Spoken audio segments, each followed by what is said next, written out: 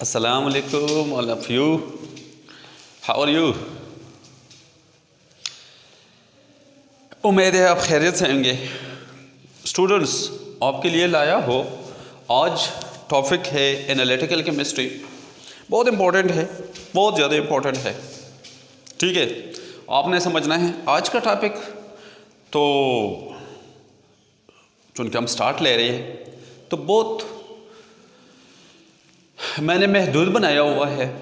इंशाल्लाह आगे जाएंगे तो आप लोगों को पता चलेगा कितना इम्पोर्टेंट है। ये बहुत ज़्यादा इम्पोर्टेंट है, बहुत आपको बहुत कुछ सीखने को मिलने वाले हैं यहाँ पर, लेकिन तवज्जो की ज़रूरत है। आपने तवज्जो नहीं हटाना है, ठीक है, पूरा के पूरा आना है। ओके, एनालिटिकल केमिस्ट्री, चलो पहचान लेते हैं ये क्या चीज़ होता है, ये क्या भला है। ठीक है, तो एनालिटिकल केमिस्ट्री का मैंने डिफिनीशन यहाँ पर लिखा है, बहुत महदूद मैंने बनाया हुआ है आज का लेक्चर। लेकिन देखो, analytical chemistry that branch of chemistry which deal with the quantitative and qualitative study of matter.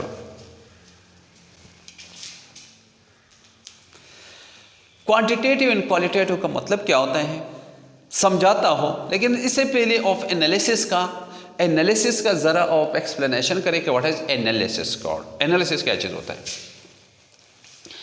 मैंने यहाँ पर लिखा है एनालिसिस क्या होता है। एनालिसिस आप किस चीज़ के करते हैं, इससे हमारा मकसद क्या है, आप करते क्या है एनालिसिस में। Analysis means from which element the compound is form. चूँकि हम तो एनालिसिस अगर करते हैं तो केमिस्ट्री में करते हैं, कंपाउंड का करते हैं, और ख़ासकर ऑर्गेनिक काम करेंगे, इनऑर्गेनिक का भी करेंगे, लेकिन यहाँ पर तो नहीं। ठीक है, तो हम देखेंगे कि कोई कंपाउंड है, फॉर एग्जांपल कोई मुझे वाटर का कहे, तो अगर मुझे अभी तो मुझे पता है कि ये किस किस एलिमेंट से मिलके बना हुआ है, मुझे पता है हाइड्रोजन और ऑक्सीजन से मिलके बना हुआ है, लेकिन अगर मुझे पता ना होता तो मैं एनालिसिस करता, मैं क्या करता, एनालिसिस में करता कि ये किस किस एलिमेंट से ये जो कंपाउंड का जिक्र हुआ है, ये जो कंपाउंड है ये किस किस एलिमेंट से मिलके बना हुआ है। फॉर एग्जांपल अगर मैं वाटर की बात करें तो वो हाइड्रोजन और ऑक्सीजन से बना हुआ है। ये हम करेंगे, ये एक्सपेरिमेंटल हम काम करेंगे, हम निकाल लेंगे, इसके लिए अपने एक्सपेरिमेंट्स है वो बताने वाला हो, वो लेटर ऑन केसेस है। लेकिन अभी आप ज़रा इतना समझने की कोशिश करो कि एनालिसिस का क्या मतलब होता है। तो मैं किसी कंपाउंड का एनालिसिस इस तरह से करूँगा कि अगर वाटर है तो ये किस किस एलिमेंट से बना हुआ है। अगर सल्फ्यूरिक एसिड है तो मैं देखूंगा, अभी मुझे पता है एनालिसिस किसने किया है, मुझे तैयार चीज़ दिया है, मैं तैयार चीज़ के ऊपर काम कर रहा हूँ। लेकिन अगर मैं एनालिसिस करूँगा किसी कंपाउंड का, सल्फ्यूरिक एसिड का, तो मुझे तो नहीं पता कि ये किस किस एलिमेंट से बना हुआ है। तो मैं एक्सपेरिमेंट्स करूँगा, बहुत सारी चीज़ें करूँगा, वो लेटर ऑन केसेस है मैं बताने वाला हूँ। ठीक है, तो मैं देखूंगा कि सल्फ्यूरिक एसिड किस किस एलिमेंट से बना हुआ है। तो मैंने वाटर का देखा, आप लोगों ने वाटर का देखा कि वाटर हाइड्रोजन और किस चीज़ से बना था, हाइड्रोजन एंड ऑक्सीजन से मिलके बना हुआ था। ठीक है जी, ये हम एक्सपेरिमेंटल निकालेंगे। ठीक है, और अगर आप सल्फ्यूरिक एसिड को देखें H2SO4, तो ये किस किस एलिमेंट से बना है, ये हाइड्रोजन सल्फर, देखो sulphur and oxygen, in element से मिलके बना हुआ है। और इतना भी नहीं, कुछ आगे भी आपने जाना है।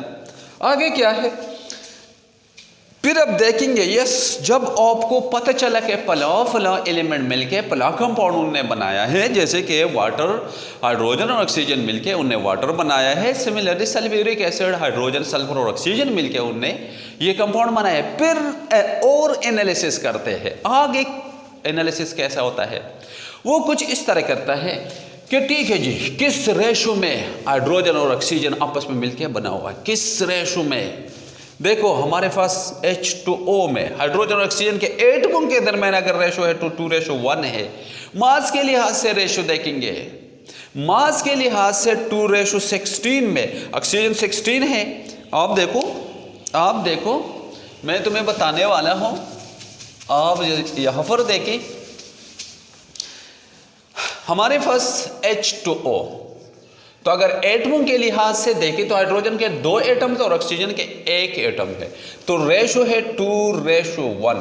लेकिन मास के लिहाज से देखा जाए तो हाइड्रोजन का मास 1 है और इनके एटम 2 है, जमा ऑक्सीजन का मास 16 है और इनके एटम 1 है। 2 1 2 जमा 16 1 16। ये रेशो जो है ये 2:16 है या 1:8 है।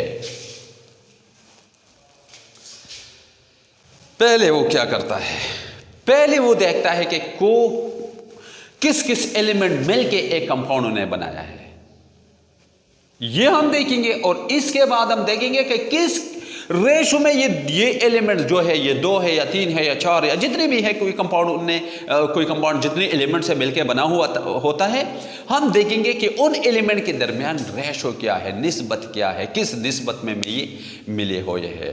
तो ये है एनालिसिस, ठीक है।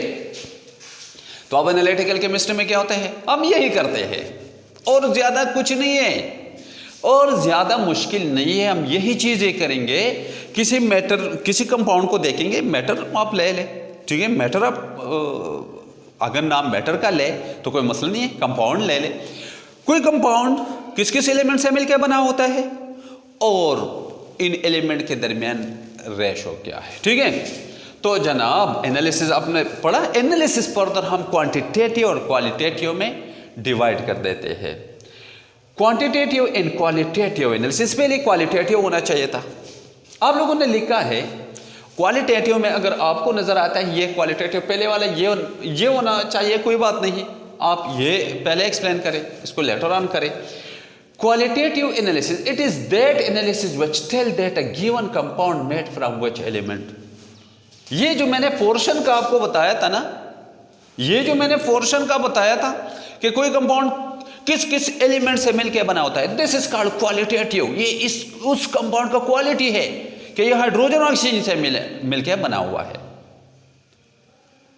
ये उस कंपाउंड का क्वालिटी है। ये हाइड्रोजन और ऑक्सीजन का कंपाउंड है, ये हाइड्रोजन सल्फर और ऑक्सीजन का कंपाउंड है, कोई मसला तो नहीं है।